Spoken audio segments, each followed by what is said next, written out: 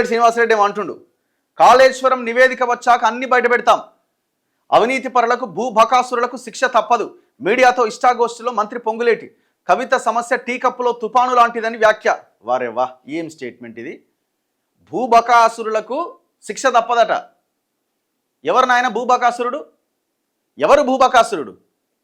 కేటీఆర్తో కలిసి ఆనాడు దందా, అదే కేటీఆర్ బినామీ కంపెనీలతో ఈనాడు దందా. రేవంత్ రెడ్డి గప్చుప్ సైలెంటు. ఎవరు భూబకాసురులు? ఎవరు? మీరు కాదా భూబకాసురుడు? ఏ భూబకాసురులకి, ఏ భూ కబ్జా మాఫియాకి మీరు సపోర్ట్ చేసిరు? ఇవాళ ఎన్నో రోజు 138 or 139 కొండకల్ తాండాలో ఇంకా వాళ్ళు రిలే దీక్షలు చేస్తూనే ఉన్నారు. 138వ రోజు అనుకుంటా ఇది. ఎవరి సహకారంతో ఆడ భూములన్నీ కొల్లగొట్టిరు? ఇప్పుడు మీరు చెప్పాలని, నేను విత్ డాక్యుమెంట్స్ ఎవిడెన్స్తో సహా గ్రౌండ్కి వెళ్ళి మేము రిపోర్ట్ని మీ ముందు పెట్టినాం. రేవంత్ రెడ్డి టేబుల్ మీదకి కూడా అది వచ్చింది. అయ్యా పొంగులేటి, ఇది వదిలి, ఇది లంబడోళ్ళ భూమి, దీని జోలికి పోకని రేవంత్ రెడ్డి చెప్పినా నువ్వు వినలే. మరి రేవంత్ రెడ్డి ఎందుకు సైలెంట్గా ఉన్నాడు? అసలు భూబకాసురుడు ఎవడని అడుగుతున్నాం. 600 ఎకరాల సింగిల్ స్ట్రెచ్ భూమి మొత్తానికి లేపే ప్రయత్నం చేస్తున్నారు. మీరు చేసిరు ఆల్రెడీ. 3 తాండాలు వాళ్ళ సమాధులను కూడా కూలగొట్టి అక్కడ అరవిందో అనేవాడు, అపర్ణ అనే ఉదయ్ కుమార్ రెడ్డి అనే కంపెనీకి మీరు కట్టబెట్టింది వాస్తవం కాదా? ఆడ దర్గా ఉంటే దర్గాను లేపే ప్రయత్నం, ఆడ గుడి ఉంటే గుడిని ఆల్రెడీ లేపేసిరు, దర్గా ఉన్నది గుడిని లేపేసిరు. పొంగులేటి శ్రీనివాసరెడ్డి నీవు చేసిన కబ్జా కాదా ఇది? ఆ వెలిమెల అన్న గ్రామస్తులు ధర్నా చేస్తే వాళ్ళ మీద 307 మర్డర్ కేసు పెట్టిండు. ఎవరు? పొంగులేటి శ్రీనివాసరెడ్డి పెట్టించిండు. 307 హత్యాయత్నం కేసులు పెట్టించిండు 7 యువకుల మీద, అక్కడ ఉన్న గ్రామస్తుల మీద. మనం ఆ ఫైట్ చేయడం వల్ల, విషయాన్ని బయటికి తేవడం వల్ల వాళ్ళకి తర్వాత ఎంతో కొంత లాభం జరిగింది. ఇప్పుడు ఆ పక్కనే ఉన్న కొండకల గ్రామస్తులు ఆ భూమిని పొంగులేటి బ్యాచ్ అంతా చెరబట్టింది. పొంగులేటి బ్యాచ్ అంటే అందులో కేటీఆర్ కూడా ఉన్నాడు. అరే నువ్వు చెప్పు కదా, ఎప్పుడో పెద్దల 1970sలో అక్కడున్న రెడ్డి సీలింగ్లో ప్రభుత్వానికి ఇచ్చేసిన భూమి, ఆ భూమి నీ కూతురి పేరు మీద 6 ఎకరాలు, మీ తమ్ముడి కొడుకు పేరు మీద 6 ఎకరాలు ఎట్లొచ్చిందో చెప్పు. మేమేమి ఉత్తగా మాట్లాడే, మీకు డాక్యుమెంట్స్ చూపించే మాట్లాడినాం. అపర్ణ ఉదయ్ కుమార్ రెడ్డికి నీకున్న సంబంధం ఏంది? కళ్యాణ్ రెడ్డికి నీకున్న సంబంధం ఏంది? నువ్వు కాదా జయించింది ఈ మొత్తం వ్యవహారం? భూబకాసురుల కంటే శిక్ష తప్పదట. ఇంకొకటి మనం ఏడా చేస్తున్నాం, ఏది మన పుప్పాలగూడలో రంజిత్ రెడ్డికి సహకారం అందిస్తుంది రేవంత్ రెడ్డి కాదా? ఎలక్షన్లకు ముందు 450 కోట్ల డీల్ నిజం కాదా? 2 మాజీ ఎంపీలని మీ పార్టీలోకి తీసుకుంది నిజం కాదా? చేవెలలో పోటీ చేయాల్సిన పట్నం మహేందర్ రెడ్డికి 100 కోట్లు ఇచ్చి మల్కాజిగిరిలో పోటీ చేయించింది వాస్తవం కాదా? ఎవడికి చెప్తారు ఈ స్టోరీలన్నీ? ఈయనట కాళేశ్వరం నివేదిక వచ్చాక అన్ని బయట పెడతాడట. నీకు దమ్ముంటే మెగా కృష్ణారెడ్డి కట్టిన 90% ప్రాజెక్టు మీద ఎంక్వైరీ చేయించు. ఇంతవరకు ఎంక్వైరీ దిక్కులేదు. కాళేశ్వరం నివేదిక అనకండి దీన్ని దయచేసి. ఇది ఓన్లీ మేడిగడ్డ నివేదిక, ఇది కాళేశ్వరం నివేదిక కాదు.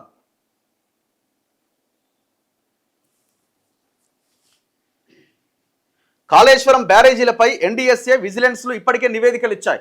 జస్టిస్ ఘోష్ కమిషన్ నివేదిక అందాల్సి ఉన్నది. భూముల వ్యవహారంలో ఫోరెన్సిక్ ఆడిటింగ్, విద్యుత్ సమాచార శాఖల్లోని బీఆర్ఎస్ అక్రమాలన్నీ కలిపి 99 అయినాయట.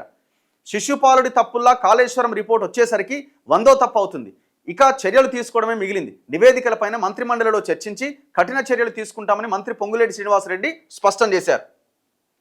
చెప్పు ఇప్పుడు నువ్వు చెప్పు. ఇక్కడ నవీన్ మిట్టల్ చేసిన దందా, గంధంగూడలో 9 ఎకరాల భూమిని ప్రైవేట్ వానికి పట్టా చేసిండు. ఎట్లా వచ్చింది? చెయ్యి, ఎంక్వైరీ చెయ్యి. నువ్వే కదా ఇప్పుడు రెవెన్యూ మినిస్టర్.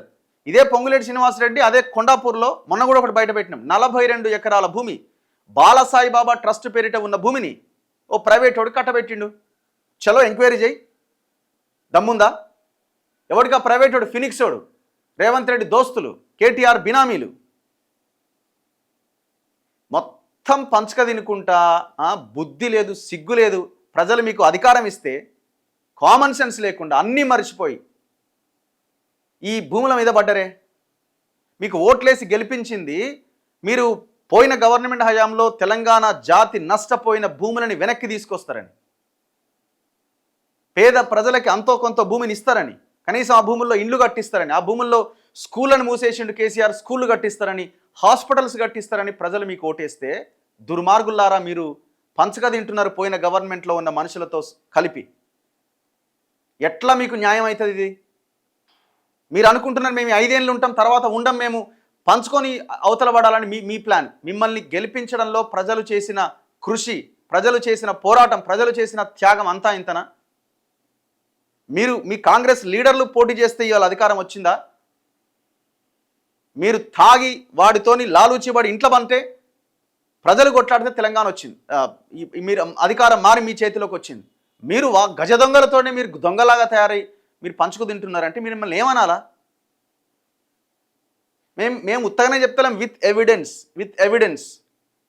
పైసలు లేవంటున్న రేవంత్ రెడ్డికి ఒక గడ పైసలు ఉన్నాయివయ్యా చూడు అని చెప్తున్నాం. పిసిసి అధ్యక్షుడిగా ఇప్పుడు ముఖ్యమంత్రి రేవంత్ రెడ్డి ఆనాడు కేసీఆర్ ఫ్యామిలీ మీద చేసిన ఆరోపణల మీద ఎన్నింటి మీద ఎంక్వైరీకి ఆదేశించి ఎన్ని ఆస్తులను రికవర్ చేసిండు? ఒక్క గుంట భూమిని చెప్పండి. జూబ్లీహిల్స్ చెక్ పోస్ట్ దగ్గర మంత్రి డెవలపర్స్ అని ఇంకోటి శ్రీనివాసరావు అని ఇద్దరు పెద్ద పెద్ద టవర్లు కట్టిర్రు. కేబీఆర్ పార్క్ నాశనం చేయడానికి, పర్యావరణాన్ని దెబ్బతీయడానికి ఎయిర్పోర్ట్ అథారిటీ పర్మిషన్ లేకుండా బిల్డింగ్ కట్టిరని వాళ్ళ మీద మాట్లాడినావు కదా. 4,000 కోట్ల కబ్జా వ్యవహారం ఉంది అని ఇందులో రేవంత్ రెడ్డి మాట్లాడి కొట్టి చూడండి, యూట్యూబ్లో ఇంకా వీడియోలు ఉన్నాయి. Where is the action? ఎక్కడుంది యాక్షన్?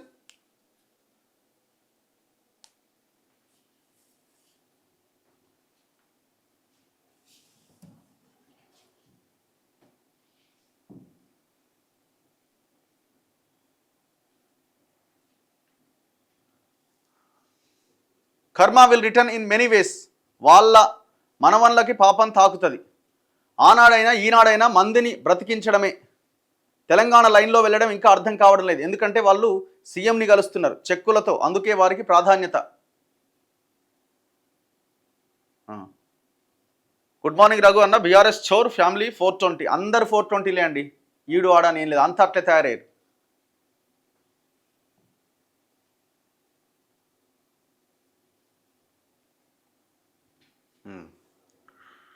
అల్లు అర్జున్ సీఎం రేవంత్ రెడ్డికి అప్పుడే మేనేజ్ చేసిండట. ఎందుకంటే అల్లు అర్జున్ సినిమా అది అవార్డు ఇచ్చారు కదా, దాని గురించి మాట్లాడుతున్నారు. గుడ్ మార్నింగ్ రఘు గారు, వెరీ గుడ్ మార్నింగ్. అందరూ దొంగలే, అదే చెప్తున్నాం మేము ముందు నుంచి, అదే కనబడుతున్నది. వీళ్ళు మారరీళ్ళు. Gudem Mahipal became good boy now. ఆయన గుడ్ బాయ్ అయిపోయింది ఇప్పుడు రేవంత్ రెడ్డి దృష్టిలో. అప్పుడేమో దొంగ అయిండు, ఇప్పుడు గుడ్ బాయ్ అయిపోయింది. Pocharam Srinivasa Reddy good boy, Gadwal Krishna Mohan Reddy good boy, ఇంకెవరు పార్టీ జంప్ అయిన వాళ్ళు కడియం శ్రీహరి గుడ్ బాయ్. పొంగులేటి శ్రీనివాసరెడ్డి శూర్పనక్క మాటలు మాట్లాడకు, దమ్ము ధైర్యం ఉంటే నువ్వు ఎంత అది పంపి తెలంగాణ ఏందో. రేవంత్ రెడ్డికి అంత సీన్ లేదు, తెలంగాణ పప్పు. రాజకీయ నాయకులకు జీతాలు ఇవ్వద్దు. రఘు అన్న కాంగ్రెస్ అండ్ బీఆర్ఎస్ సేమ్, అందరూ ఒకటే, బీజేపీ కూడా ఉంది అందులో. ఇప్పుడు నేను చెప్పిన ఈ 2 ఎపిసోడ్స్లో బీజేపీ ఫైట్ ఏది చెప్పండి?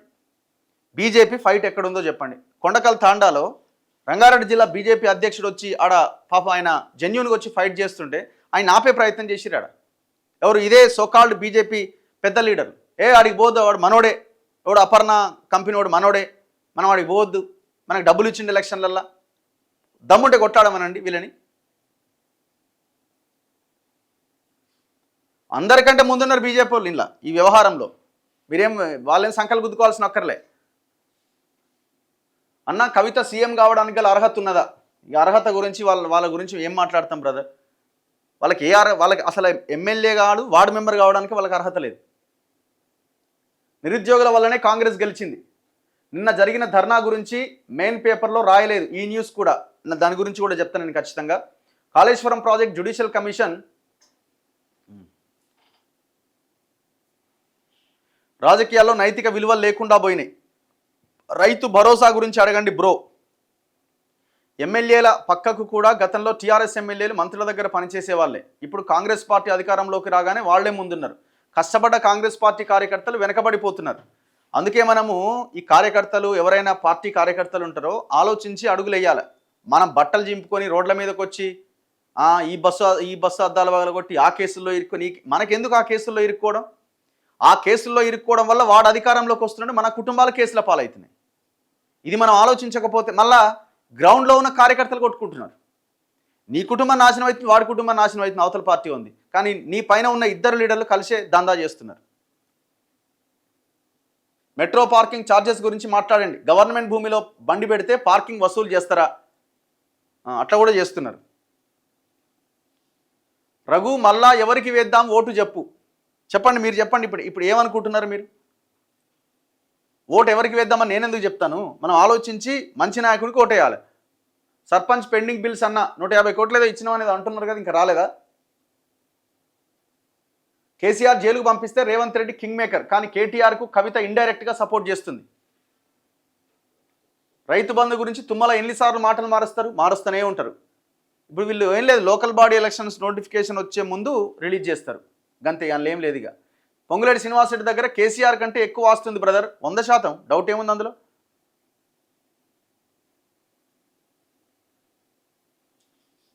అన్న జగిత్యాల్ భూకుంభకోణం అన్నమాట Satish. Please try to fight for BC unity and ministry for BCs. తప్పకుండా అదే పని చేస్తున్నాం. బీసీలను గెలిపిద్దాం అనుకుంటున్నాం, గెలిపించాల్సిన అవసరం ఉన్నది.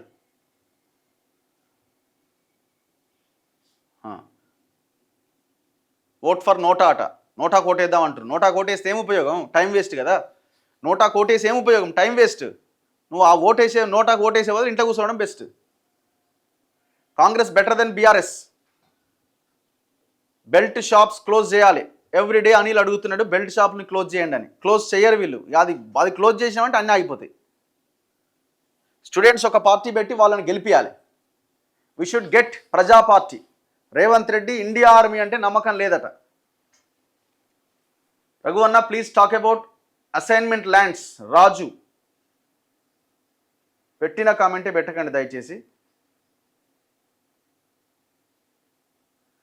We are in a very grave situation as ruling and opposition parties are collectively looting citizens. What is solution?